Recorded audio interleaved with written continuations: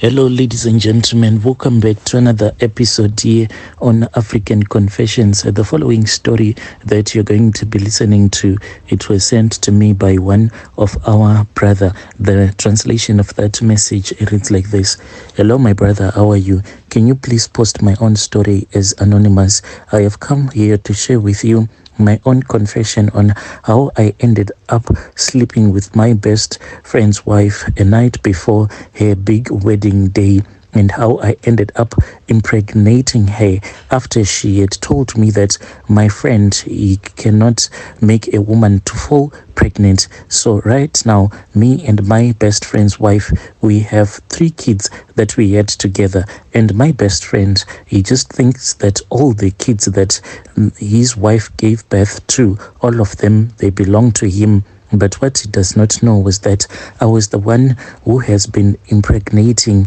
his wife, and I used a lot of charms when I started dating his wife. So Brother Nashimi and my friend, we come from different areas back home in Zim, but when we came here to South Africa, we were working at the same farm. So I saw that he was someone that was really bright. He had some bright ideas. One day when we were having our lunch, like working in the farms, it is not that easy. It is very rough working in the farms. So when it was time for us to have our lunch, most of the guys, they would just sleep and play their music. But me and this guy, we would always research, trying to find a way so that we can leave the farms and maybe go and work in the city. So my friend at that time, he had spoken with one of the foremen who was a white man, who was like the mechanic at that farm. He spoke with him and he said that he wanted him to teach him how to repair the tractors as well as the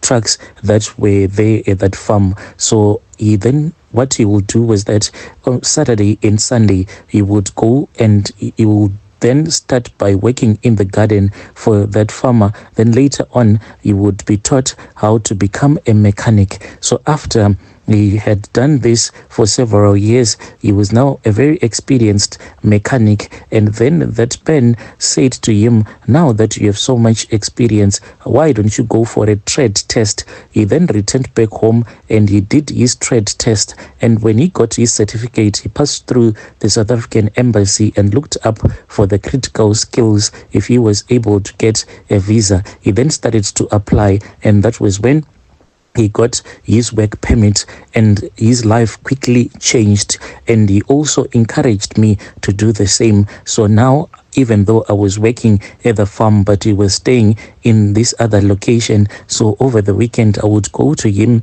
and he would teach me how to become a diesel plant fitter. And when I saw that I had so much experience at my workplace, I spoke with my boss. I asked him if it was possible for him not to make me to drive the tractor anymore, but to work as an assistant mechanic, because I wanted experience. This thing, it did not happen overnight, because I took about 4 more years when I was working at that farm as an assistant mechanic. When I felt in my blood that I was now a mechanic, that was when I did the same process that my friend did, applied for my own work permit. It then came out. So as for me, I did not want to become like just a mechanic. I wanted like to be a truck driver. So I looked for a job, and because of my certificate as a mechanic, then they told me that they were going to give me one of their trucks. So this truck was known to have a lot of problems. So at that time, it was not even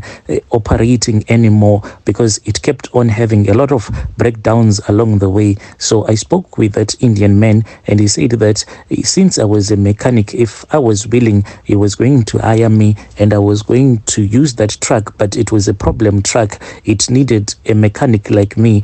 And because I had struggled a little bit to get a job, to find a job, even though some of the jobs that I was getting, the amount of money that they wanted to offer me, it was not nice. So I spoke with that Indian guy and I said, fine, let me use that truck. So he said that if I was going to use that truck and repairing it at the same time, then he was going to give me a lot of money and a lot of commission for that. So I started to make a lot of money, and me and my friend, we saw that life, indeed, our lives had changed. We were no longer staying at that location where my friend was staying. We then started going to this other church, which is very popular in our country. It is a Pentecostal church. So when we were at that church, we were still in the youth group. So I then fell in love with the woman who became my wife. She was going to that same assembly where we are still going to, me and my friend. Then as for my friend, there was this other particular trip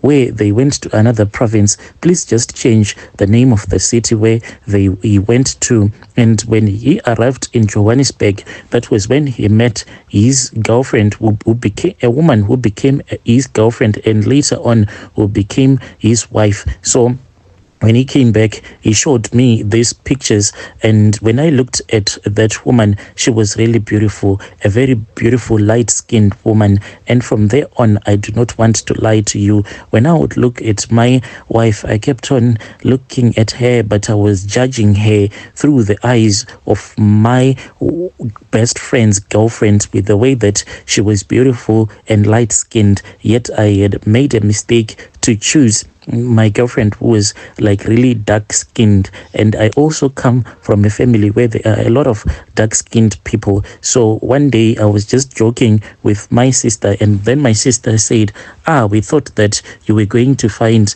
us a woman, a makoti, who will be light skinned, so that you can paint the new generation, the kids that she's going to give birth to, then they can come out as light skinned as their mother. But look at us, we are all dark skinned. Don't you want to paint the generation? You know what is happening with us black people. The darker that you are, the more the discrimination you will face. And so I just wanted my kids to be very light in complexion. Unlike me, they are dead. So when I would look at my girlfriend, I felt like the love that I once had for her, that love was slowly disappearing. But we had already done the deed, and I had found out that she had never slept with a man before. So I just didn't want to hurt her in such a way. And because of the church elders, I was embarrassed to let her go. So I just chose to marry her. So I was the first one who returned back home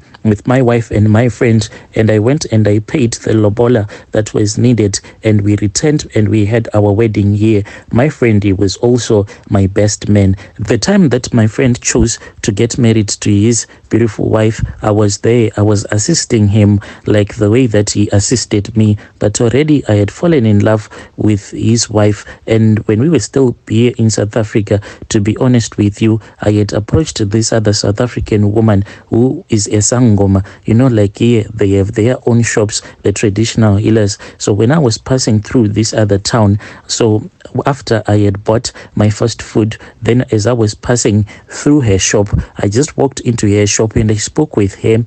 I asked her if it was possible for her to give me some charms that were going to make this certain woman to fall for me. So she gave me some charms, and she said that I had to place that stick underneath my tongue whenever I would be speaking with that woman that I was lusting after. And indeed, the next time when I was on off, I returned back home. When we went to church, I had that small moti in my pockets, and when it was time for us to greet each other, and when we were supposed to return back to our places, then I spoke with her as I was holding her hand, looked at her directly into her eyes, and I saw that she could not look at me directly into my eyes. She was shy, and that was when I knew that these charms, they were indeed working on her. Since I had a WhatsApp number, I kept on speaking with her, asking her about a lot of general stuff, until I told her that I wanted to meet up with her in town. So she agreed and she came to town. Then when we were having our lunch, she then said that she always wanted to speak with me, but she didn't know how she could approach me. And I had that small stick underneath my tongue, and I told her that she could tell me whatever that she wanted. She surprised me, and she told me that they had already started sleeping together with her future husband, and this was not allowed like in our church. And when she told me that they had already started sleeping together, I said, "Why have you done such a thing?" She said that, like your friend, when I was with him, I would always notice that he avoids touching me or kissing me. So I was scared. I just wanted to see if his manhood works at all. So I said, "So did you find out that his manhood works at all?" She then got so shy and she looked away and she just wanted to cry. I said, "What is wrong?" She then said, "Your friend's manhood is as big as my little finger. That is how his manhood is big." So she said that she wanted me to assist her. I said, "Okay, I can assist you." She told me that I had tried, I have experimented, and I can see that your friend cannot make me to go pregnant. So I want to save my marriage. Can you please sleep with me, not using any protection? All along, we had been sleeping with each other using protection. So on the night before her wedding day, that was when we finally got the chance to sleep with each other without using any protection. And we knew what we were doing. We were making a baby at that time. Even when she came back 4 weeks later from her vacation, she reported it back to me, and she said that the way that she is feeling, she feels like she is pregnant. And I knew that I was the one who had impregnated her. Why? Because she told me that my friend, like his semen, the way that it comes out, it is very weak. Sometimes it is like a watery fluid that just comes out, not like the thick semen that we expect that a man is supposed to produce. So this is what I've been doing